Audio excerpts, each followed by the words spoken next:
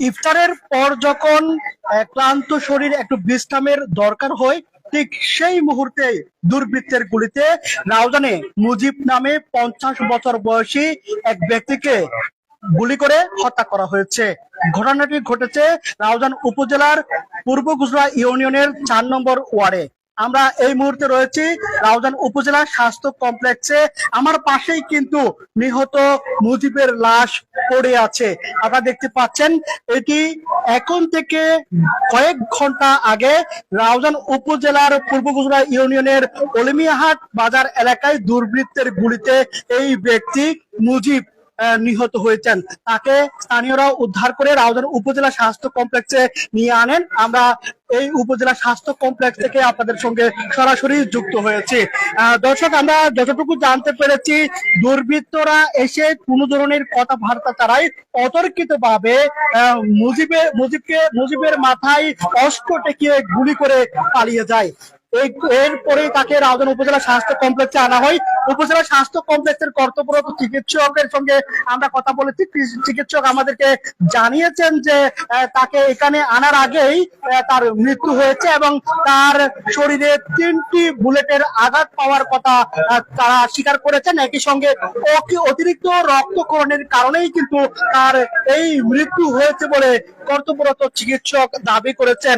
নিহত মুজিব রাউজান উপজেলার পূর্ব গুজরা ইউনিয়নের 4 নম্বর ওয়ার্ডের আব্দুল মোনাফের ছেলে বলে আমরা জানতে পেরেছি। তবে তার রাজনৈতিক দলের কোনো পরিচয় এখনো পর্যন্ত আমরা নিশ্চিত হতে পারিনি। তবে তার সঙ্গে তার খালাতো ভাই এই হাসপাতালে এসেছেন। তিনি দাবি করেছেন যে মূলত বেলাল নামে এক ব্যক্তিকে লক্ষ্য করেই হত্যার উদ্দেশ্যে এসেছিল দুর্বৃত্তরা।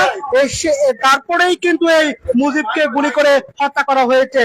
তিনি কোন পেশায় জড়িত ছিলেন সেই বিষয়ে তার পরিবারের সদস্যরা নির্দিষ্টভাবে আমাদেরকে জানাতে পারেননি এবং তিনি কোন রাজনৈতিক দলের সদস্য ছিলেন কিনা সেই বিষয়ে আমাদেরকে তিনি জানাতে পারেননি। আমরা যতটুকু জানতে পেরেছি, তাকে মাথায় গুলি করা হয়েছে। অতিরিক্ত রক্তক্ষরণের কারণেই তার মৃত্যু হয়েছে। তাকে প্রথমে এখানে উপজেলা স্বাস্থ্য কমপ্লেক্সে আনা হয়। উপজেলা স্বাস্থ্য কমপ্লেক্সে আনার পর কিন্তু এখানকার কর্তব্যরত চিকিৎসক মৃত ঘোষণা করেন। তারা জানিয়েছেন যে নিহত মুজিব এই হাসপাতালে পৌঁছার আগেই তিনি নিহত হয়েছেন তার অতিরিক্ত রক্তক্ষরণের কারণে এবং তার শরীরে 3টি বুলেটের চিহ্ন পাওয়া গিয়েছে।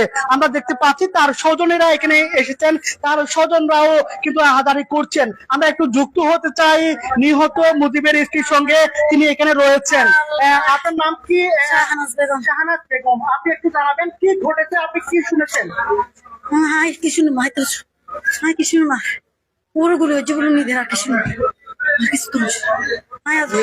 এই ঘটনা কারা ঘটিয়েছে, ওনার কোনো শত্রু আছে কিনা? শত্রু আছে, বিএনপি করে রাজনীতি করে। বিএনপি রাজনীতি করেন?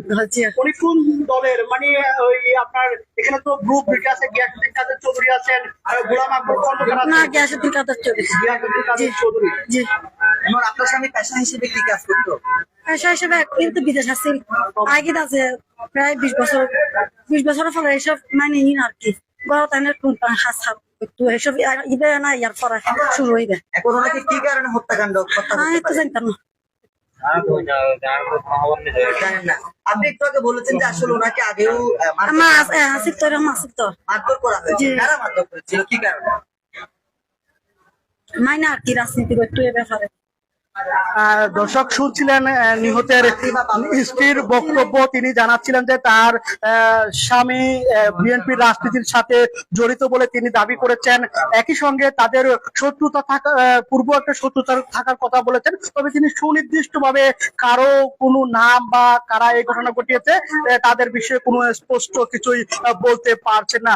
দর্শক, একটি বিষয় আমরা জানিয়ে রাখি, এখানে কিন্তু রাউজানের ত্রয়োদশ জাতীয় সংসদ নির্বাচনে এখানে 4 জন প্রার্থী প্রতিদ্বন্দ্বিতা করেন। সবার কিন্তু একই বক্তব্য ছিল, তারা এই রাউজানকে শান্তির নগরীতে পরিণত করবেন।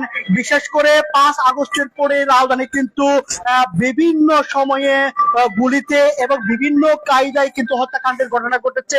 এর মধ্যেই কিন্তু রাজনৈতিক হত্যাকাণ্ড রয়েছে, আওয়ামী লীগের নেতাকর্মী হত্যাকাণ্ডের শিকার হয়েছেন, বিএনপির নেতাকর্মী হত্যাকাণ্ডের শিকার হয়েছেন। এছাড়া কিন্তু পারিবারিক সমস্যার কারণেই কিন্তু হত্যাকাণ্ডের শিকার হয়েছেন। আজকে যিনি নিহত হয়েছেন তিনি রাষ্ট্রপতিক হত্যাকাণ্ডের শিকার হয়েছেন বলে তার পরিবারের পক্ষ থেকে দাবি করা হচ্ছে। তবে আমরা এখনো পর্যন্ত নিশ্চিতভাবে বলতে পারছি না তাকে কে বা কারা গুলি করে হত্যা করেছে এবং তার সাথে কার শত্রুতা রয়েছে, কেন এই ঘটনা ঘটেছে সে বিষয়ে এখনো পর্যন্ত আমরা কোনো তথ্য পাইনি। আমরা দেখতে পেয়েছি এখানে আসার পরে আইন শৃঙ্খলা রক্ষাকারী বাহিনীর সদস্যরা থানায় এসেছে, উপজেলা স্বাস্থ্য কমপ্লেক্সে এসেছেন। তারা নিহতের মরদেহটি সুরক্ষার প্রতিবেদন প্রস্তুত করে তৈরি করেছেন। তারা এই লাশটি এখান থেকে তারা চট্টগ্রাম মেডিকেল কলেজ হাসপাতালের মর্গে নিয়ে যাবেন। সেখান থেকে ময়নাতদন্ত শেষে যে আইনি প্রক্রিয়া থাকে এরপরেই কিন্তু তাকে পরিবারের কাছে হস্তান্তর করা হবে। আমরা দেখতে পাচ্ছি এখানে কিন্তু নিহতের স্বজনরা আসছেন, তারা এখানে ভিড় করছেন এবং উৎসুক জনতাও কিন্তু ভিড় করছেন। গণমাধ্যম কর্মীরা আসছেন, আইন শৃঙ্খলা রক্ষাকারী বাহিনীর সদস্যরা এবং বিভিন্ন সংস্থার ব্যক্তিরা এখানে এসছেন। একই সঙ্গে আমরা কয়েকজন রাজনৈতিক নেতৃবৃন্দকে কিন্তু আমরা এখানে লক্ষ্য করেছি যারা বিএনপির রাজনীতির সঙ্গে সংশ্লিষ্ট রয়েছেন। আমরা এখানকার কর্তব্যরত চিকিৎসকের সঙ্গে কথা বলেছি, তিনি আমাদেরকে জানিয়েছেন যে এখানে কিন্তু যে নিহত যে মুজিবকে এই হাসপাতালে আনা হয়েছে তার 3টি বুলেটের আঘাতের চিহ্নের কথা তিনি বলেছেন। একই সঙ্গে অতিরিক্ত রক্তক্ষরণের কারণেই তার মৃত্যু হয়েছে বলে কর্তব্যরত চিকিৎসক দাবি করেছেন। আমরা নিহতের ভাইয়ের সঙ্গে একটু যুক্ত হব, আপনি একটু জানাবেন আসলে কি ঘটেছে, আপনি কি খবর পেয়েছিলেন? ভাই আমি তো শুনছি 1 ঘন্টা পরে, প্রায় 7টার পর 7টার পর শুনছি যে আমার বাইকে গুলি করছে। এখন লমজালিয়াট মেডিকেলে আনছে, সেটা শুনছি এরই। এরপরে এখানে মারা ঘোষণা করছে। আপনারা কি দাবি করেন মানে এই ঘটনায়? আমরা দাবি করে সুষ্ঠু তদন্ত করি, বিচার আইনের আনায় বিচারের আপনি কিছু চাবার হিসাব। আপনারা কয় ভাই কয় বোন? আমরা 4 ভাই 4 বোন। আর ওনার কয় সন্তান? ওনার 2 সন্তান। মেয়ে নেই? মেয়ে নেই। মূলত এমনি কি ওনার সাথে কোনো শত্রুতা আছে? শত্রুতা থাকলে পরে আমরা যাচা বাছা করি, চিন্তাধারা করি, আপনাকে বলবো।